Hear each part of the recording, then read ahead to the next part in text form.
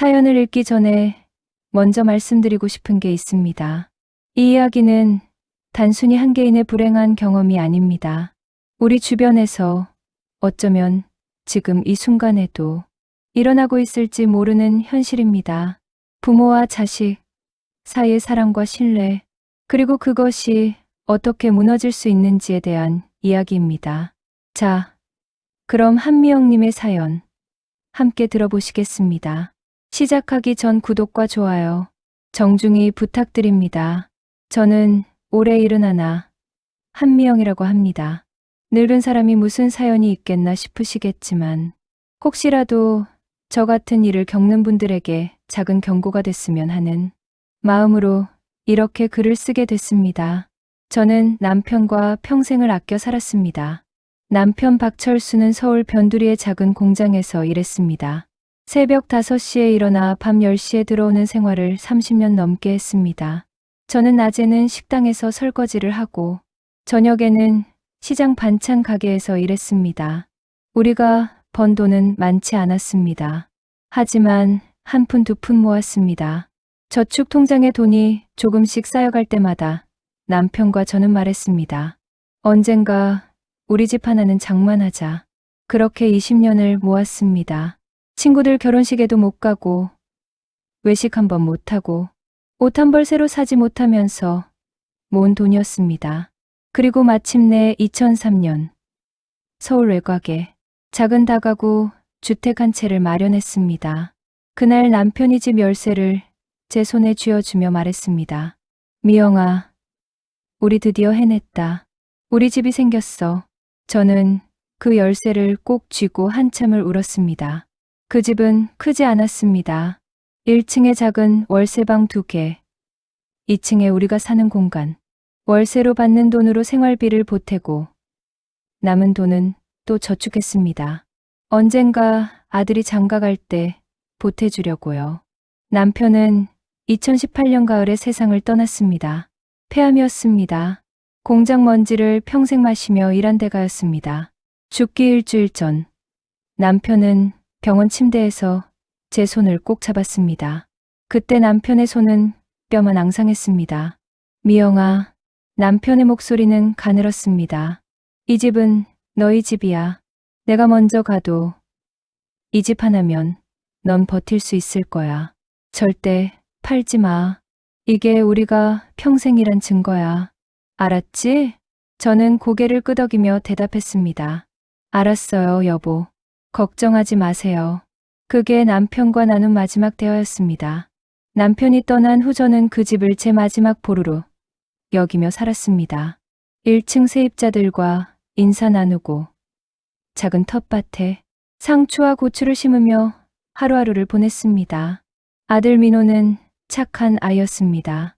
어릴 때부터 말썽 한 번 안 부리고 공부도 열심히 했습니다. 대학은 지방사립대를 나왔지만 그래도 성실하게 회사 생활을 했습니다. 하지만 민호에게는 늘 뭔가를 이루고 싶다는 욕심이 있었습니다. 회사에 다니면서도 틈틈이 창업 아이템을 찾았고 주말마다 이것저것 공부했습니다. 2020년 민호는 회사를 그만뒀습니다. 엄마, 나 이제 내 사업 해볼래. 회사 생활은 내 길이 아닌 것 같아. 저는 불안했지만 아들의 선택을 존중했습니다. 그리고 2021년 봄, 민호는 며느리 지혜와 결혼했습니다. 지혜는 똑똑한 며느리였습니다. 대학에서 경영학을 전공했고 말도 조리 있게 잘했습니다. 처음에는 좋은 며느리를 만났다고 생각했습니다. 결혼 후 1년쯤 지났을 때였습니다. 2022년 여름이었습니다. 어느 일요일 오후 아들 부부가 저희 집을 찾아왔습니다. 민호는 평소와 달리 긴장한 표정이었습니다. 엄마, 나 할 말이 있어. 저는 거실 소파에 앉아 아들을 바라봤습니다. 엄마, 나 카페 차려보고 싶어. 카페라고 했습니다. 요즘 카페가 대세잖아. 나도 커피 공부 많이 했고 지혜가 인테리어 감각도 좋으니까 분위기 있는 카페 만들면 잘 될 것 같아. 위치도 좋은데 알아봤어. 저는 조심스럽게 물었습니다. 그런데 돈은 얼마나 드는데? 총 1억 정도 필요해. 우리한테 3천만 원 있고 나머지는 대출 받으려고. 대출. 그 단어를 듣는 순간 가슴이 철렁했습니다. 민호야, 대출은 엄마가 봐도 위험할 것 같은데. 요즘 카페가 얼마나 많이 망한다는데. 그때 지혜가 끼어들었습니다. 어머니, 요즘은 카페가 단순히 커피만 파는 게 아니에요. 문화 공간이고 브랜드예요. 저희는 차별화된 콘셉트가 있어요. 며느리의 말은 그럴듯했습니다. 하지만 뭔가 마음이 불편했습니다. 그래도 대출이면 이자도 내야 하고. 민호가 제 손을 잡았습니다. 엄마, 나 이번엔 정말 잘할 자신 있어. 지금까지는 준비가 덜 됐었는데 이번엔 다 계획해놨어. 3년만 있으면 대출 다 갚고 여유 있게 살 수 있어. 저는 불안했지만 한 번쯤은 믿어보고 싶었습니다. 아들이 간절히 원하는 일이었고 며느리도 자신 있어 하니까요. 그래, 알았다. 열심히 해봐라. 민호는 환하게 웃었습니다. 고마워, 엄마. 꼭 성공해서 효도할게. 하지만 일주일 후 민호가 다시 전화를 했습니다. 엄마, 은행에서 대출 심사가 좀 까다롭대. 나랑 지혜 신용으로는 7천만 원밖에 안 나와. 그럼 어떻게 하려고? 그래서 담보 대출을 좀 알아봤어. 담보 대출. 그 말을 듣는 순간 마음 한구석이 서늘해졌습니다. 민호야, 담보는 뭘 잡으려고? 전화기 너머로 잠시 침묵이 흘렀습니다. 엄마, 집, 엄마 집을 담보로 좀 잡으면 안 될까? 머릿속이 하얘졌습니다. 민호야, 그건 아니다. 그 집은 너의 아버지가 평생 일해서 마련한 거야. 마지막으로 엄마한테 부탁한 게 그 집 지키라는 거였어. 엄마, 나도 알아. 그래서 더 신중하게 생각한 거야. 근데 담보대출은 생각보다 안전해. 우리가 제때 이자만 내면 아무 문제 없어. 그래도 다음 날 민호와 지혜가 함께 집에 왔습니다. 지혜가 제 손을 잡았습니다. 며느리의 손은 따뜻했습니다. 어머니, 저희가 어머니 신뢰를 배신할 사람들 아니잖아요. 그냥 형식상 필요한 거예요. 서류상으로만 담보를 잡는 건데 실제로 집을 빼앗기는 건 절대 아니에요. 하지만 어머니, 그냥 도장만 한번 찍어주시면 돼요. 명의는 어머니 그대로고요. 저희가 2년에서 3년 안에 다 갚을게요. 어머니, 걱정 하나도 안 하셔도 돼요. 민호가 덧붙였습니다. 엄마, 내가 언제 엄마 말 안 듣고 사고 친 적 있어? 나 믿어줘. 저는 아들의 눈을 바라봤습니다. 그 눈에는 간절함이 가득했습니다. 한 번쯤은 믿어줘야 하는 거 아닐까? 나도 늙었는데 아들이 뭔가 이루는 걸 보고 싶지 않나? 혹시 내가 너무 의심하는 건 아닐까?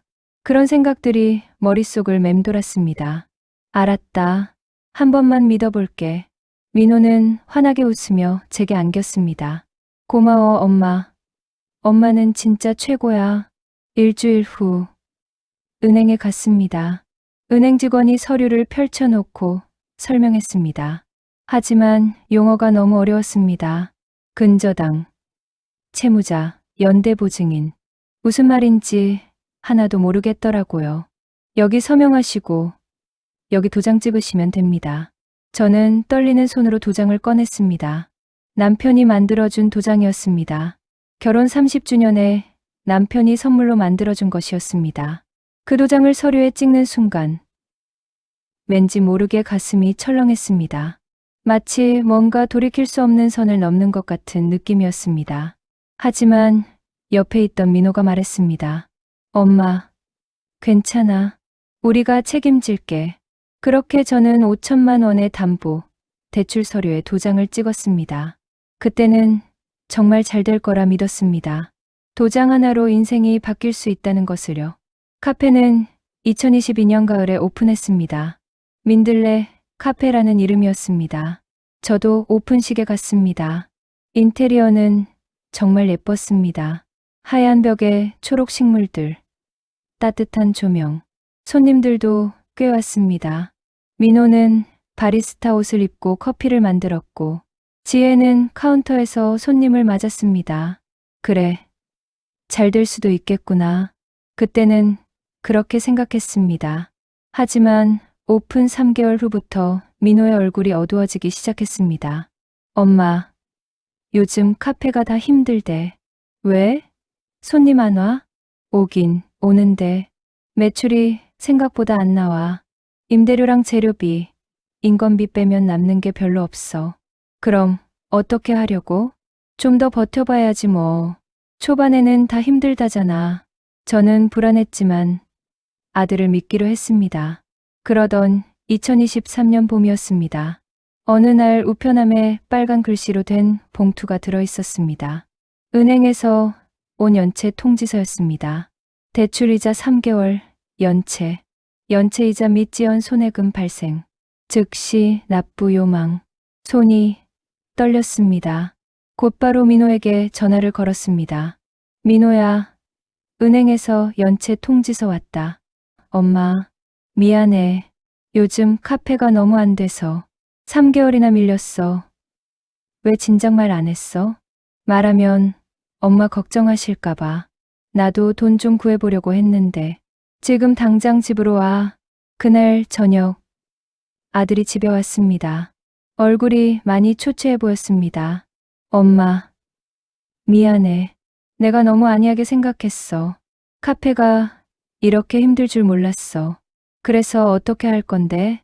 일단 이자는 내 월급에서 내고 조금만 더 버텨보면.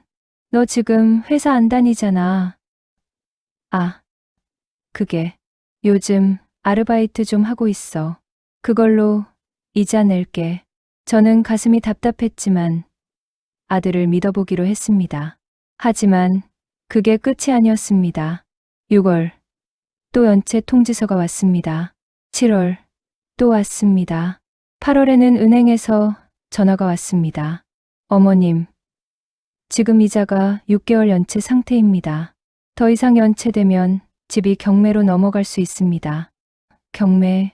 그 말을 듣는 순간 머릿속이 하얘졌습니다. 저는 다시 민호에게 전화를 걸었습니다. 민호야, 은행에서 경매 얘기까지 나왔어. 엄마, 미안해. 미안하다고 해결되냐? 당장 이자 내. 지금 돈이 없어. 카페는 망했어. 지난달에 문 닫았어. 그 말을 듣는 순간 모든 게 무너지는 것 같았습니다. 그럼 그동안 뭐 한 거야? 엄마, 나도 최선을 다했어. 저는 울컥했습니다. 최선을 다했으면 이렇게 되냐? 내 아버지가 평생 모은 집이 경매로 넘어가게 생겼어. 엄마, 너무 예민하게 구는 거 아니야? 아직 경매 넘어간 건 아니잖아. 내가 어떻게든 해결할게. 예민하게 군다는 말에 저는 할 말을 잃었습니다. 다음 날 며느리 지혜가 찾아왔습니다. 혼자 왔습니다. 거실에 앉은 지혜의 얼굴은 차가웠습니다. 처음 만났을 때 그 따뜻한 미소는 어디에도 없었습니다. 어머니, 솔직히 말씀드릴게요. 이 집 좀 파세요. 뭐라고? 집 팔면 대출 갚고도 돈 좀 남잖아요. 그 돈으로 어머니는 요양원 가시면 돼요. 요즘 요양원 시설 다 좋아요. 저는 귀를 의심했습니다. 지금 무슨 소리 하는 거니? 어머니, 현실적으로 생각하세요. 어머니 혼자 이 집에 계시는 게 비효율적이에요. 관리도 힘드시고 위험하기도 하고요. 차라리 요양원 가시면 편하실 거예요. 내가 왜 요양원을 가야 하는데? 이건 내 집이야. 명목상으로는 어머니 집이지만 지금 담보 잡혀 있잖아요. 어차피 우리 돈으로 산 거나 마찬가지예요. 지혜의 말은 점점 더 차가워졌습니다. 그리고 솔직히 어머니, 요즘 어르신들은 다 요양원 가세요. 혼자 계시면 나중에 쓰러지시기라도 하면 어쩌려고요? 저희가 책임져야 하는데 넌 지금 뭐라는 거니? 저는 현실적으로 말씀드리는 거예요. 집 팔아서 대출 갚고 어머니는 시설 가시고 저희는 저희대로 재개할 수 있게요. 그 순간 저는 깨달았습니다. 이 사람은 처음부터 저를 어머니로 본 게 아니었구나. 저를 그리고 제 집을 돈으로 본 거였구나. 그날 밤 저는 남편 영정 앞에서 펑펑 울었습니다. 여보, 내가 잘못한 걸까요? 아들을 믿은 게 잘못이었나요? 영정 속 남편은 여전히 따뜻하게 웃고 있었습니다. 당신이 그렇게 지키라던 집을 내가 지키지 못할 것 같아요. 미안해요. 울다가 문득 한 사람이 떠올랐습니다. 장경호 변호사. 남편이 공장에서 일할 때 알게 된 분이었습니다. 남편보다 10살 정도 어렸는데 당시 야간 법대를 다니면서 공장에서 아르바이트를 했었습니다. 남편이 많이 도와줬다고 들었습니다. 남편이 돌아가셨을 때 장례식에 와서 명함을 주며 말했습니다. 형님께 받은 은혜 평생 못 잊습니다. 무슨 일 있으시면 언제든 연락 주세요. 저는 떨리는 손으로 서랍에서 그 명함을 꺼냈습니다. 명함은 낡아서 구겨져 있었습니다. 다음 날 아침 전화를 걸었습니다. 여보세요. 장 변호사님이신가요? 네, 맞습니다. 누구시죠? 저 박철수 씨 부인 한미영입니다. 아, 형수님. 오랜만입니다. 어떻게 연락하셨어요? 저는 울음을 참으며 상황을 설명했습니다.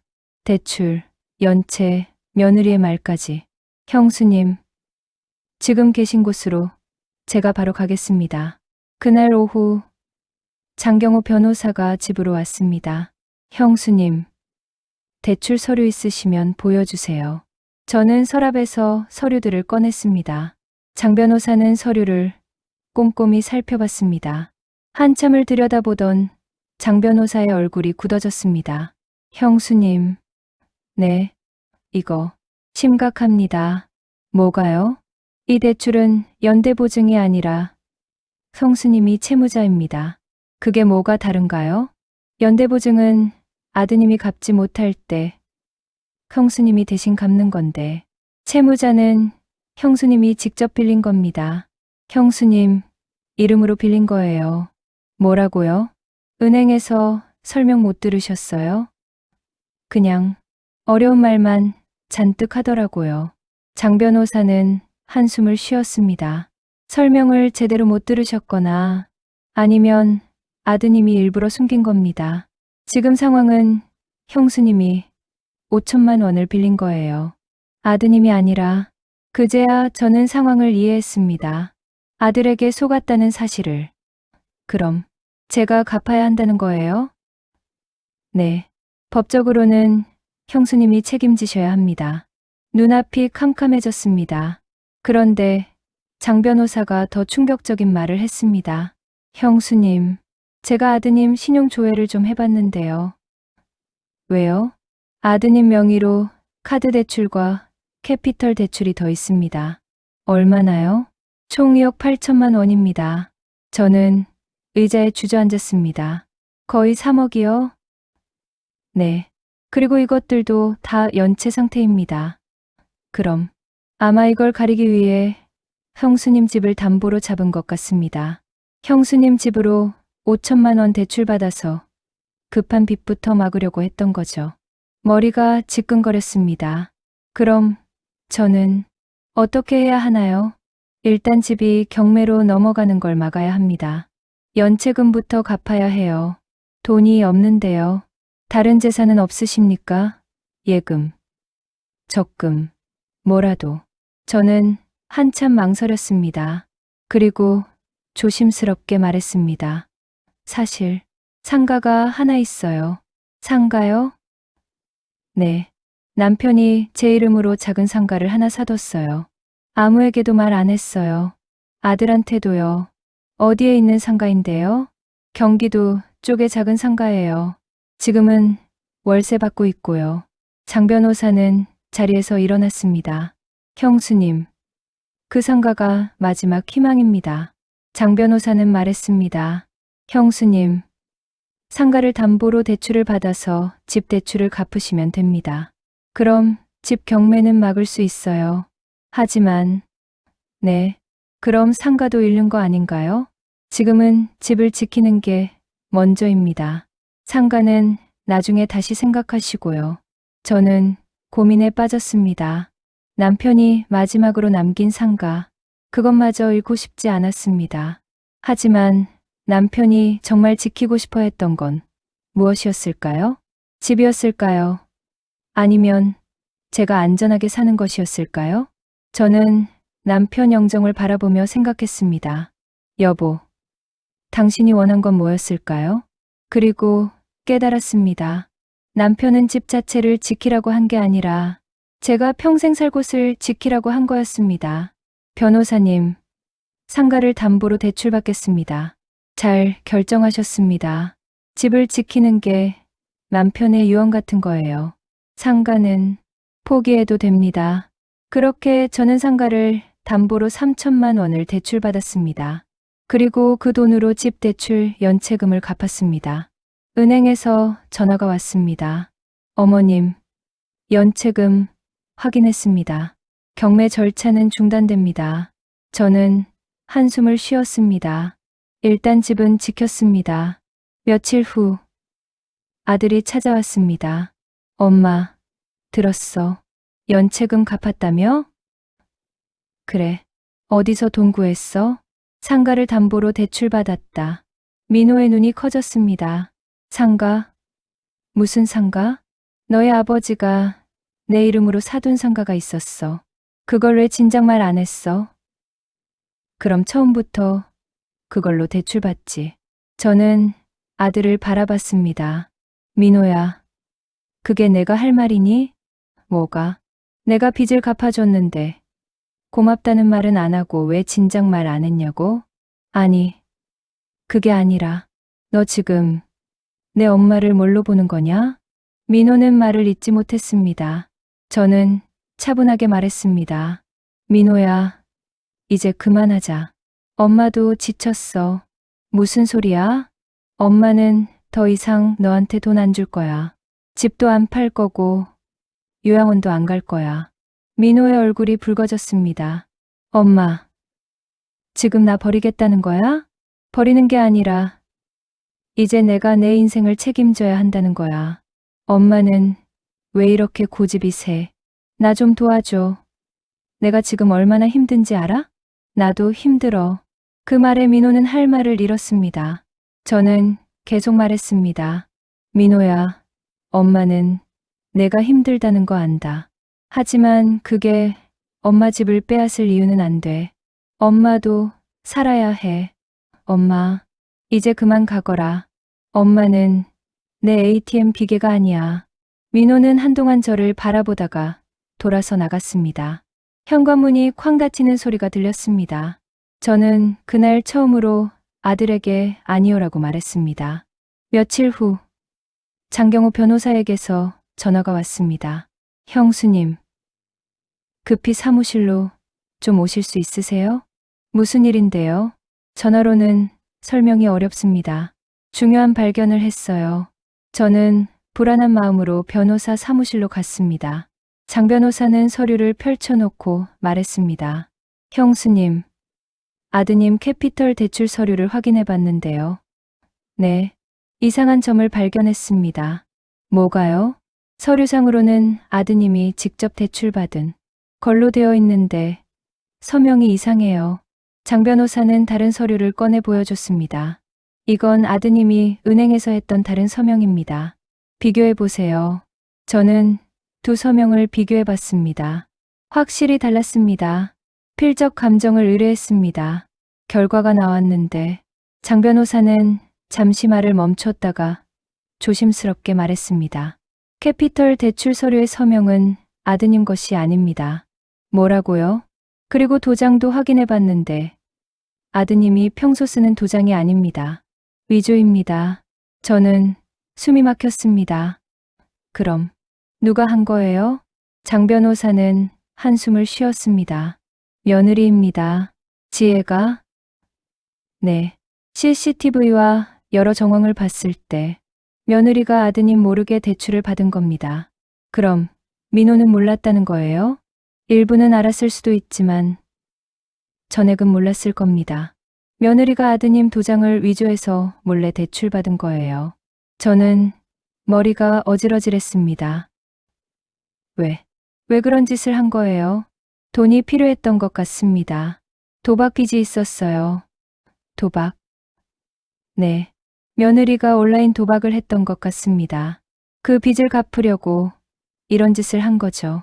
모든 퍼즐이 맞춰지는 순간이었습니다. 형수님, 이건 사문서 위조입니다. 형사 고소가 가능해요. 고소요? 네. 그리고 위조된 근저당도 말소시킬 수 있습니다. 저는 한동안 말이 없었습니다. 고소. 며느리를 감옥에 보낸다는 뜻이었습니다. 형수님, 결정하셔야 합니다. 저는 남편 영정을 떠올렸습니다. 여보, 당신이라면 어떻게 했을까요? 그리고 깨달았습니다. 남편은 제가 강한 사람이 되길 바랐다는 것을. 변호사님, 고소하겠습니다. 수사는 빠르게 진행됐습니다. 지혜는 사문서 위조, 사기 등의 혐의로 기소됐습니다. 민호도 공범 혐의로 조사를 받았지만 일부 대출은 몰랐던 것으로 밝혀졌습니다. 재판이 열렸습니다. 법정에 들어서는 순간 가슴이 두근거렸습니다. 피고인석에 앉은 지혜를 봤습니다. 그녀는 저를 쳐다보지 않았습니다. 민호도 방청석에 있었습니다. 아들과 눈이 마주쳤습니다. 민호의 눈에는 원망이 가득했습니다. 엄마가 우리를 법정에 세웠다는 표정이었습니다. 재판장이 물었습니다. 피고인, 혐의를 인정합니까? 지혜는 작은 목소리로 대답했습니다. 인정합니다. 피해자 측에서 진술하시겠습니까? 제 차례였습니다. 저는 일어나서 조용히 말했습니다. 판사님, 저는 이 사람들을 위해 평생을 바쳤습니다. 목소리가 떨렸습니다. 아들을 키우고 며느리를 받아들이고 믿었습니다. 제 집을 담보로 내놓는 것도 주저하지 않았습니다. 법정이 조용했습니다. 하지만 저는 깨달았습니다. 무조건적인 희생은 사랑이 아니라는 것을, 제 자신도 지켜야 한다는 것을. 저는 지혜를 바라봤습니다. 저는 더 이상 대신 벌을 받지 않겠습니다. 죄는 법대로 받게 해주세요. 재판장은 고개를 끄덕였습니다. 한 달 후 판결이 나왔습니다. 지혜는 징역 2년 실형, 민호는 징역 1년에 집행유예 2년을 받았습니다. 모든 위조 근저당은 말소됐고 저는 제 집을 완전히 되찾았습니다. 하지만 이상한 일이었습니다. 집을 되찾았는데도 마음이 편하지 않았습니다. 그 집에는 너무 많은 아픈 기억이 있었습니다. 아들의 배신, 며느리의 거짓말, 법정에서의 대립. 어느 날 저는 결정했습니다. 이 집을 떠나기로. 남편이 지키라던 집이었지만 이제는 제 마음을 지키는 게 더 중요했습니다. 저는 그 집을 팔았습니다. 그리고 조금 더 외곽의 작은 단독주택을 샀습니다. 마당이 있는 집이었습니다. 이사한 첫날 마당에 장미 모종을 심었습니다. 여보, 여기서 새로 시작할게요. 괜찮죠? 바람이 살랑 불었습니다. 남편이 대답하는 것 같았습니다. 새 집에서의 생활은 평화로웠습니다. 아침에 일어나 마당에 장미에 물을 주고 작은 텃밭에 상추를 심고 이웃들과 인사를 나눴습니다. 아들 민호는 몇 번 전화를 했습니다. 엄마, 나야. 저는 전화를 받지 않았습니다. 아직 준비가 안 됐습니다. 어느 날 같은 동네 복지관에서 연락이 왔습니다. 한미영님, 저희가 어르신 재산 피해 예방 프로그램을 운영하는데 혹시 강사로 참여하실 의향 있으세요? 제가요? 네. 경험담을 나눠주시면 많은 분들께 도움이 될 것 같아서요. 저는 잠시 고민하다가 대답했습니다. 해보겠습니다.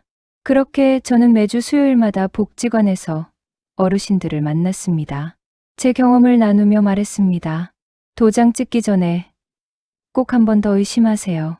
가족이라고 해서 다 믿으면 안 됩니다. 여러분의 재산은 여러분이 평생 일해서 모은 겁니다. 지킬 권리가 있어요. 어느 날, 한 할아버지가 제게 다가왔습니다. 여사님 덕분에 제 전세금 안 빼줬습니다.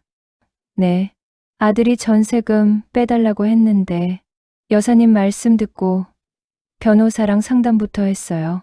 알고 보니 사기였더라고요. 할아버지의 눈에 눈물이 맺혔습니다. 고맙습니다. 정말 고맙습니다. 그 순간 저는 처음으로 깨달았습니다. 제 고통이 헛되지 않았다는 것을. 6개월 후 아들에게서 다시 전화가 왔습니다. 이번에는 받았습니다. 엄마. 응. 나. 미안해. 한동안 침묵이 흘렀습니다. 엄마. 나도 잘못한 거 알아. 엄마를 돈으로만 본 것 같아. 미안해. 언젠가 얼굴 보고 제대로 사과하고 싶어. 엄마 만나줄 수 있어? 저는 잠시 생각했습니다. 그리고 조용히 말했습니다. 민호야, 내가 지금 해야 할 사과는 엄마 앞에 무릎 꿇는 게 아니다. 뭔데? 내 인생을 바로 세우는 거다. 제대로 일하고, 빚 갚고, 사람답게 사는 거. 그리고 엄마는 아직 준비가 안 됐다. 미안하지만 조금 더 시간이 필요해. 알았어. 엄마, 기다릴게. 전화를 끊은 후 저는 마당으로 나갔습니다. 장미가 활짝 피어 있었습니다. 여보, 나 그래도 잘 버텼지? 바람이 불었습니다. 장미 향기가 코끝을 스쳤습니다. 긴 이야기 들어주셔서 감사합니다. 저도 읽으면서 정말 많은 생각이 들었습니다. 이 이야기는 단순히 한 개인의 불행이 아닙니다. 우리 사회에서 계속 일어나고 있는 일입니다. 통계청에 따르면 65세 이상 노인 중 자녀에게 재산 피해를 입는 경우가 매년 증가하고 있다고 합니다. 특히 담보대출, 전세금 사기, 명예도용이 가장 흔합니다. 가족이라고 해서 무조건 믿지 마세요. 도장 찍기 전에 반드시 전문가와 상담하세요. 여러분의 재산은 여러분이 지킬 권리가 있습니다. 그리고 가장 중요한 메시지. 부모니까 당연히 해줘야 한다는 말은 절대 당연한 말이 아닙니다. 여러분, 혹시 주변에 이런 일을 겪고 계신 분이 있다면 도와주세요. 복지관, 법률구조공단, 경찰서에 신고할 수 있습니다. 그리고 부모님 세대 분들께 말씀드립니다. 여러분은 평생 가족을 위해 희생하셨습니다. 하지만 이제는 여러분 자신을 지킬 권리가 있습니다. 사랑과 희생은 다릅니다. 무조건적인 희생은 사랑이 아닙니다. 71세에 새로운 시작을 한 한미영님, 그분의 용기에 박수를 보냅니다.